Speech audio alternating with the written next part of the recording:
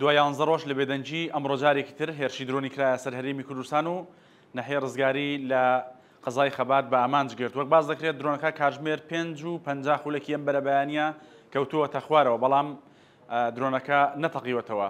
باس لەوە دەکرات درۆنێکی تریش لە سنووری پارێزگای هەولێر و دووهە کەوتووەتە خوارەوە، بەڵام ئێمە لەگەڵ بەرپرسانی ئەمنی هەردوو سنوورە قسەمان کرد، باسییان لەوە کرد کە هیچ درۆنێک نەکەوتووەتە خوارەوە، دژە تیرۆری کوردستانیش تەنها کەوتنە خوارەوەی ئەو درۆنەی پشتڕاست کردوێتەوە. هەر ئەم بەیانیە لە گوندی هیانی سنووری حەویجە درۆنێکی بۆمبڕەشکرا و بە هەمان شێواز کەوتووەتە خوارەوە و وەک ئەوەی سەرچاو ئەمنیەکان باسی دەکەن بەهۆی ئەوەی کە شەحنی تێدا نەماوە کەوتووەتە خوارەوە. ئەم هێرشانە لە کاتێکدان کە تا هەفتەی ئەم مانگە 18 هێرشی درۆنی کرابەوە سەر ناوچە جیاجیەکانی هەرێمی کوردستان، ئەمەشی هاتە سەر. هێرشە درۆنیەکان لیژنەیەکی باڵای ئەمنی لە بەغداوە هێناوە بە هەولێر کە ئەمبانی هاتوون کە پێک هاتووە لە قاسم عەرەجی ڕاوێژکاری باڵای ئاسایشی نیشتیمانی عێراق لەگەڵ وەزیری ناوخۆی هەرێمی کوردستان کۆبووەتەوە.